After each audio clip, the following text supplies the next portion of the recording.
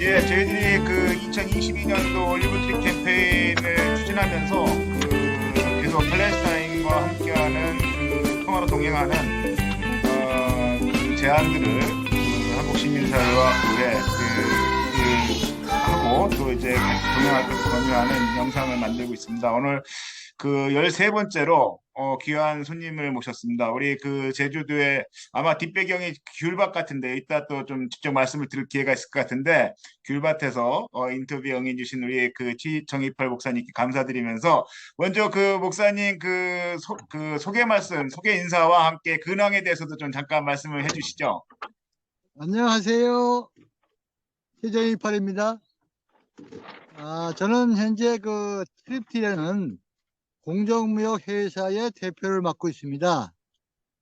제주도가 국제도시라 제주도의 공정무역 붐을 일으키기 위해서 지난 4월 초에 제주도 내려왔습니다. 소개 좀 되죠? 예, 감사합니다.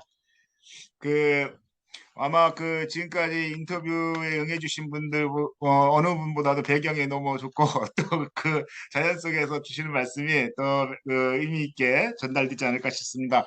저희 먼저 그 목사님께 여쭤보고 싶은 것은 목사님께서는 언제부터 이제 팔레스타인 이슈에 대해서 관심을 갖고 계셨는지 그 관심을 갖게 된 뭐 계기나 이유가 특별하게 있는지 좀 여쭤보고 싶습니다. 예, 저는 오랫동안 한국의 이주민을 지원하는, 특별히 이주노동자의 권익을 옹호하는 그런 활동에 참여하고 있었는데, 그 팔레스타인 그 지역에서 이스라엘이 침공할 때, 그때 이스라엘 대사관에서 데모를 시작하게 됐습니다. 그런 상황을 보면서 팔레스타인이 참으로 자기 땅에 쫓겨난 그런 이주민 생활을 하기 때문에 지원하자. 그때부터 계기가 되었고, 특별히 저희가 공정무역 회사를 설립했잖아요. 예. 공정무역은 제3세계의 가난한 노동자를 돕는 것인데, 팔레스타인에서는 우리가 올리브라든지 여러 가지 공정무역 제품이 나오고 있습니다. 그래서 더욱 관심을 갖게 됐습니다. 아, 예, 목사님 감사합니다. 그러면은 그게 언제 정도 시점일까요? 그 외국인 노동자나 이주민들과 관련해서 활동하시면서 그 팔레스타인 문제 관련해서 대사관 앞에서 이렇게 시위도 하고 하는 시점이 어느 정도로 봐야 되나요? 왜냐하면 저희들이 이제 팔레스타인 관련한 이제 활동을 하면서 제일 앞줄에 이제 선배님들 역할 하셨던 것들도 또 기록으로 또 남겨야 돼서 이참에 한번 여쭤보려고요. 그럼 제가 기록을 봐야겠네요. 예, 정확한 나이에 들어서 정확한 연도를 모르는데 예, 우리가 인터넷 뒤면 나올 거예요. 예, 예. 팔레스타인 이스라엘 대상 앞에 데모하는 건 다 나올 거예요. 예. 예, 예. 또 한번 저희들 또 찾아보고 또 예. 필요한 부분이 있으면 또 여쭤보겠습니다. 예.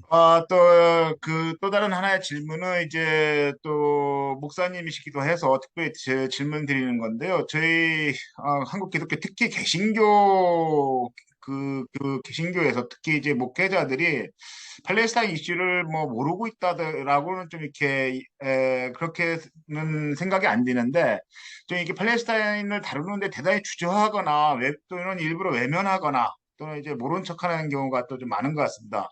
어떻게 보면 또 좀 이렇게 좀 편견과 오해 또 많은 것 같기도 하고요. 그렇다면 이게 한국 개신교가 특히 목회자들이 그 팔레스타인 이슈를 다루는데 좀 주저하고 하거나 외면하는 이유가 어디에 있다고 생각하시는지 좀 말씀 좀 듣고 예. 싶습니다. 우리가 성서에 보면 이스라엘 민족이 하나님으로부터 선택받은 그런 종족으로 나와요. 그래서 개신교에서는 흔히 이스라엘 민족은 하나님의 선택받는 족속이기 때문에 우리 존중해야 된다. 그런 것이 암묵적으로 다 되어 있습니다. 그래서 신학적으로 계속 그게 문제가 되고 있어요. 또한 우리가 그 지난번 그 요즘 그 전광훈 목사가 데모할 때 예, 수많은 이스라엘기가 나오고 또 성도기가 나옵니다. 우리가 한국 개신교가 미국에서 전파됐잖아요, 대부분. 예, 때문에 미국을 굉장히 우리의 그 지원하는 그런 우방으로 생각하는데 그 이스라엘과 미국은 긴밀히 연결돼 있잖아요.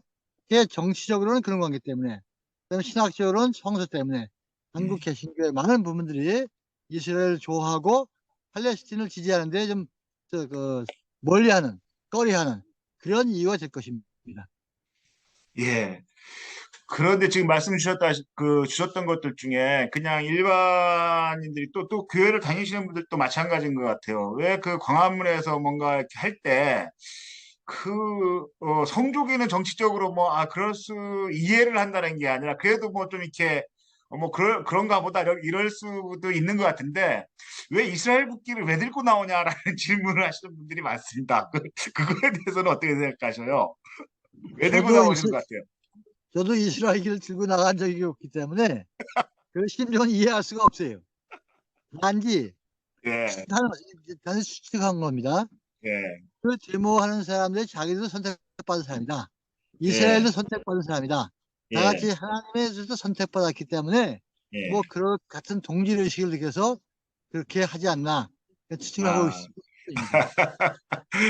그 평생을 목회자로 살아오신 목사님도 잘 이해가 안 가는 부분이다 이렇게 생각해야 되겠네요.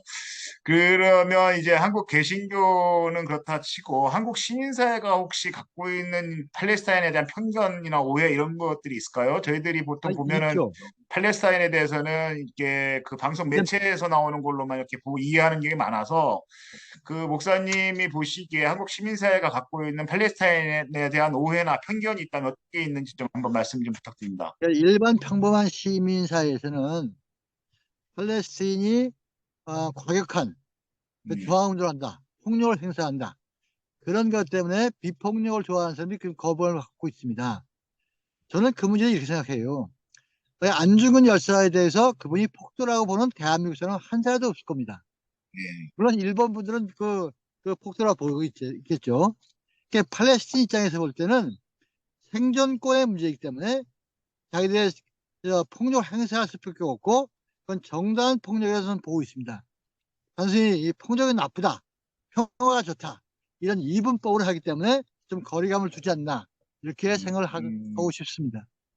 예, 예, 감사합니다. 그 목사님 그렇다면 그런 한국 시민사회나 한국 기독교적인 그런 상황 속에서 그 한국 시민사회 팔레스타인 시민사회 민들과 이렇게 평화로 같이 협력하고 동행해야 되는 특별한 좀 이렇게 강조해서 그런 이유가 있다면 좀 강조해서 좀 말씀을 해주시면 어떤 게 있을 수 있을까요?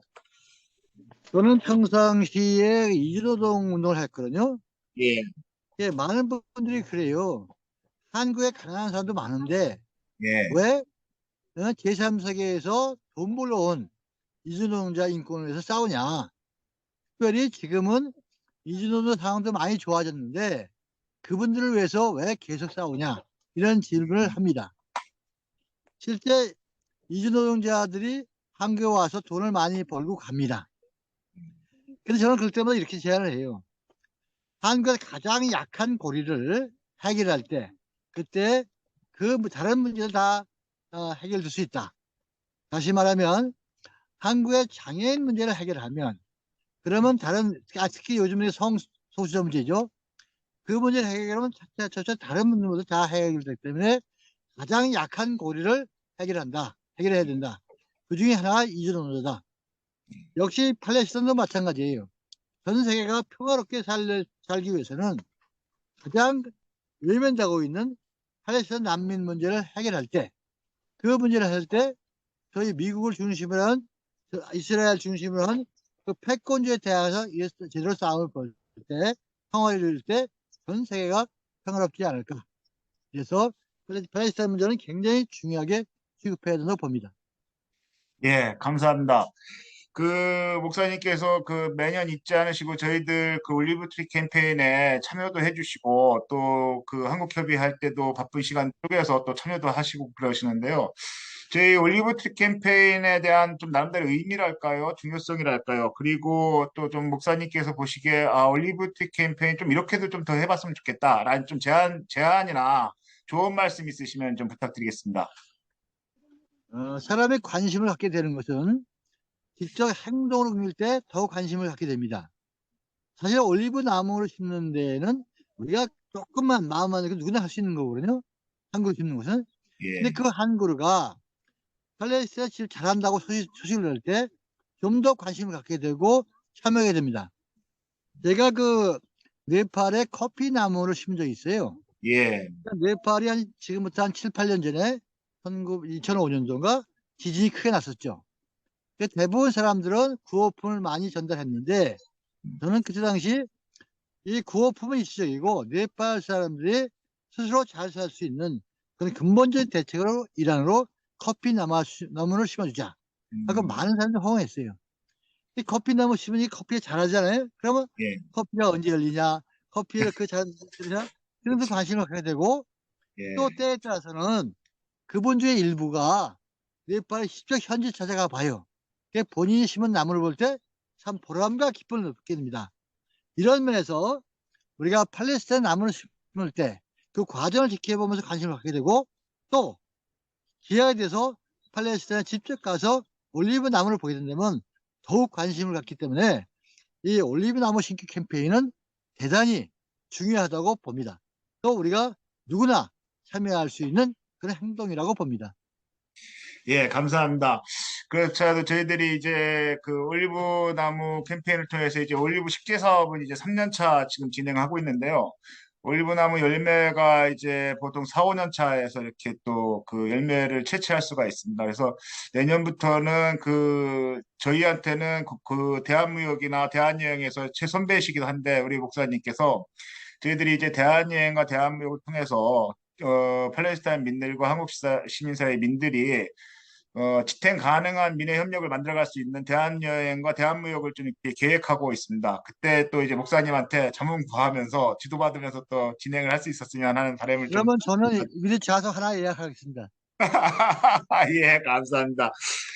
예, 그 이제 저희가 준비한 마지막 질문이 하나 남아 있는데요. 그 전에 아까 그 목사님께서 소개 말씀 주시면서 이제 공정무역 사업단 TT 그 대표로 계시면서 공정무역 도시로서 제주도에 대한 그 관심을 가지고 지금 제주도에 내려가 계시다라고 말씀을 주셨는데 제주도에서 구체적으로 하시는 일이 어떤 일이신지 좀 잠깐 소개 말씀을 좀 더 해주시면 어떨까 싶어요. 목사님 근황 궁금해하시는 분들도 많으실 것 같은데. 예. 저희는 그 지난 4월 달에 왔어요.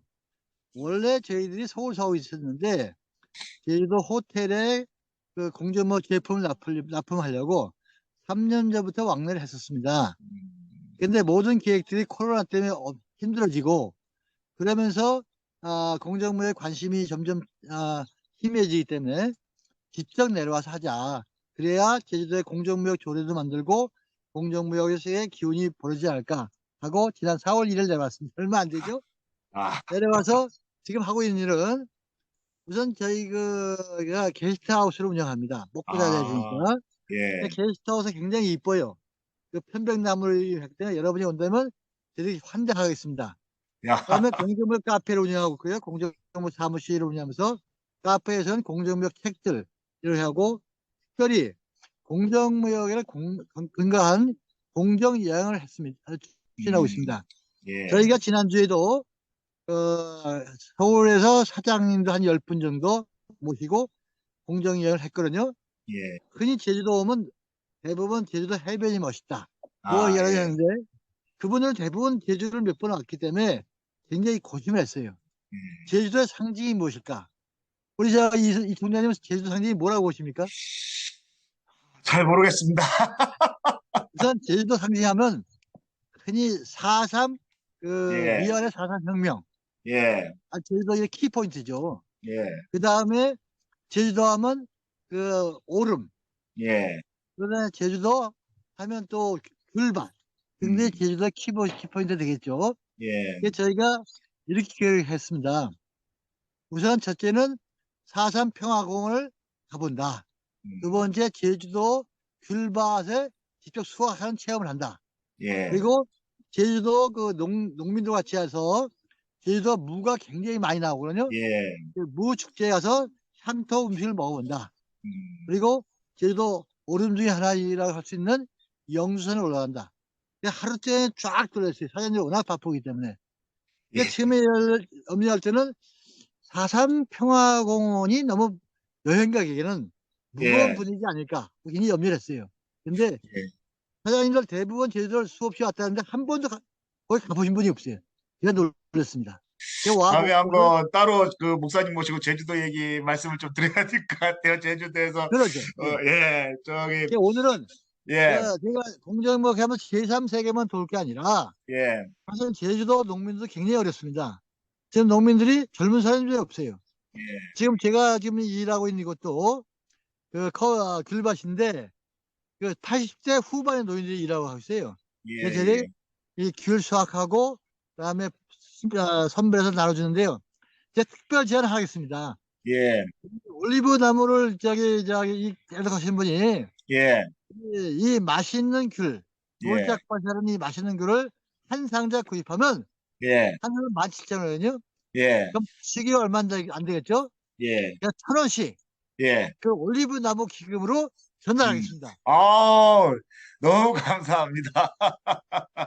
그러니까 올리브나무들이 참여 캠페인에 참여하신 분들이 귤 한 상자를 구입을 하면 거기에서 1,000원을 올리브트리 캠페인의 기금으로 후원하시겠다라는 말씀을 주셨습니다. 너무 예, 맞습니다. 감사드리고요. 예. 예, 다음에 저도 그 제주도에 또 갈 일이 있으면 목사님 꼭 찾아뵙고 하겠습니다.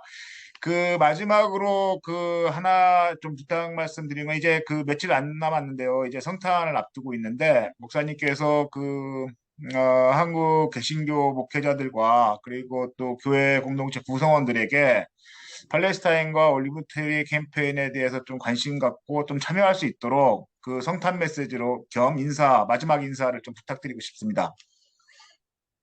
예수님이 이 땅에 오신 것은 가난한 자에게 복음을 선포하기 위해서 오셨습니다. 특히 성탄절을 맞이하여 그 이스라엘에서 압박받는 팔레스타인에게 성탄의 기쁨을 전달하기 위해서 성탄 헌금의 일부를 이 올리브 나무에 기증하시면 굉장히 제가 기뻐할 것입니다.